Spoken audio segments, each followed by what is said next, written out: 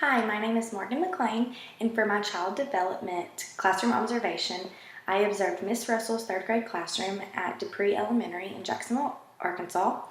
And the school itself was open classroom, which I felt kind of distracted the kids. It didn't have complete walls, it just had the half walls that didn't, you could just hear all the interactions in other classrooms and different noises. And I do feel like this was kind of,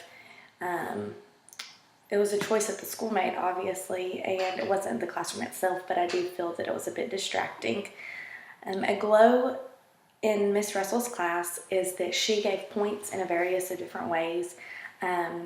She did Dojo, which gave points that she could actually use to her phone, from her phone, and also through the smart board. And they used the clips. They also used a sticker chart and would receive stickers if they completed different assignments or just for going out of their way to act as they should. And I felt like this was a great way to keep the kids doing well, and it encouraged them to have good behavior instead of just telling them good job. It showed them. After getting at least so many stickers on their sticker chart, if they filled up a row, they got to pick from a small treasure box of just little items, and then they got to choose from a large treasure box when they completed their entire chart. And like I said, this just shows and encourages good behavior. A grow that I would say in Miss Russell's class is her friendliness. She was very caring towards the kids, but her voice, she didn't show it in the tone of her voice, and I do think that the kids can feed off of that. And she was just kind of monotone and didn't have enthusiasm in her voice. For my facility observation, I observed Miss Browning's pre-K classroom at Oakbrook Elementary in Sherwood. And the glow in her classroom was that she was just very, very sweet teacher. She really genuinely cared about her students. She would walk around as they were playing in centers and just interact with them and show them different things they could do with the activities and help them expand their knowledge. And that like a couple of the students were playing with Play-Doh, and she walked over to them and just had them feel it, and said, "What does this feel like to you?" And some of them said like a pillow, and others said like a cloud. And she just helped them understand different uses for the product and stuff. And I do feel like that was a major advantage and just a serious glow about Miss Browning.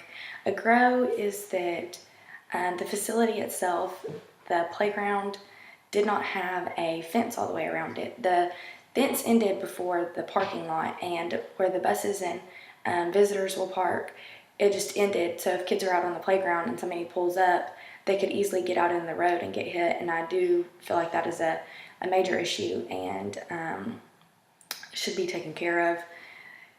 It's just not safe, and it's very dangerous for those kids.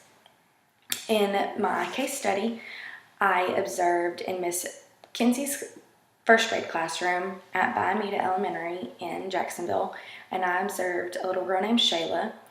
And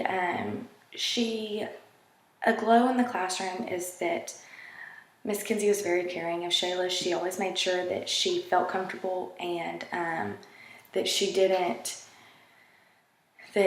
things to make her feel comfortable because of her issues. She hasn't been tested yet, but she will be tested, and they're pretty positive that she will be considered special education.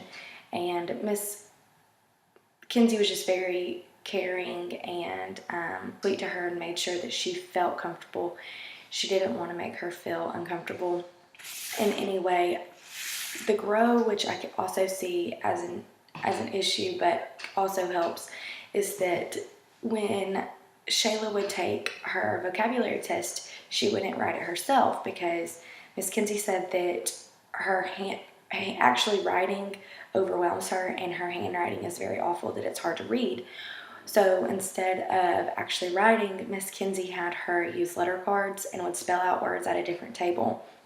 She would walk by and pat her back if she got it right, or she would kind of explain to her, try to help her sound it out if the spelling of the word was wrong.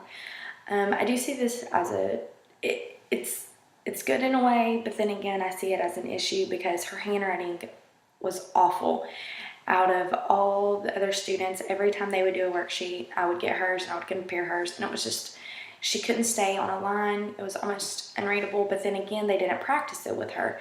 And you can't improve somebody's handwriting if you're not with them and helping them practice to make it better. And during the vocabulary test, she wouldn't write because it overwhelmed her. Well, in a way, I can see that that's helping by using the letter cards so she doesn't get overwhelmed and she does okay.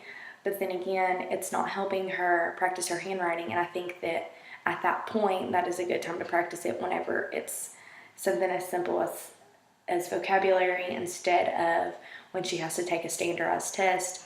That's not the time to practice because that's serious, you know. So I do see that as a grow that if somebody in my classroom was having an issue with their handwriting, that instead of making it easier on them at a time like that, when that is the appropriate time to practice, then I would have them writing it out so that they would know and practice and hopefully get better at that.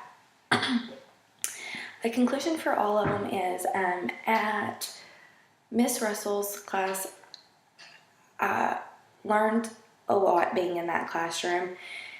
I would never want to work at a school that was open classroom because that was distracting to me, and I can only imagine how distracting it would be to the students. And it just, the noise and the commotion, that was overwhelming. There was classrooms on either side of us.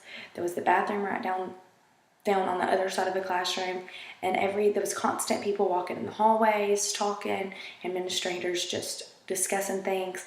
The class across the hall, I guess you would say, was doing some spelling song. I'm not sure exactly what they were doing, but the kids were shouting out letters and they were spelling words, and it was a loud activity. And that's things that need to be done in a classroom, but whenever it's open classroom, that's very distracting to those around you, so it's hard to decide what you should and what you shouldn't do. So I would definitely I take from that, and I would not work at a school that was open classroom. And I would also want to show my enthusiasm in my voice because kids definitely feed off of that. But overall, Miss Russell's class was a great experience.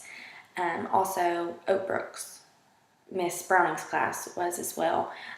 She just showed such positive energy, and you could tell that she genuinely cared about her students and wanted them to learn and help them and show them how things, different things you can do with different materials. And she was just a very, very openly sweet teacher, very helpful to me, was open to answer any questions and constantly asked me, she would comment, like if a student did something, and she would comment and say, well, so-and-so has ADD, so he's a little hyper than he should be, and she would say that where the child could hear so that it would calm them down. And when I walked in the classroom, she reminded the students that when there's an observer in the classroom, that they're writing down everything you say, so to be on your best behavior. And she was just a very sweet, genuine teacher, and I definitely take from that. The school itself, I really liked. It was very organized. The only issue, of course, was the playground, which could be a quick fix if they decided to do that. But overall, it was a great experience. Miss Kenzie's class at Biomeda, I really enjoyed. Obviously, got to spend more time there, and I did learn a lot. Especially with special education students. I've never worked with a special education student, but I know that as many years of teaching ahead, I'm going to experience several students, and getting just a piece of that helped me getting to be in conversation with Shayla and experience how she was experiencing things at the same time was easy. For instance, her playing on the playground was different, and that was heartbreaking. She didn't want to play because she didn't have any friends, and those are things that just opened my eyes, and I'm glad that I got to experience working with a special education student, even though it was a short period of time, because that is going to open my eyes to new things that I'm going to experience as a teacher. Overall, it was a great experience, and I'm very glad that I had the opportunity to observe Miss Kenzie's classroom. Thank you.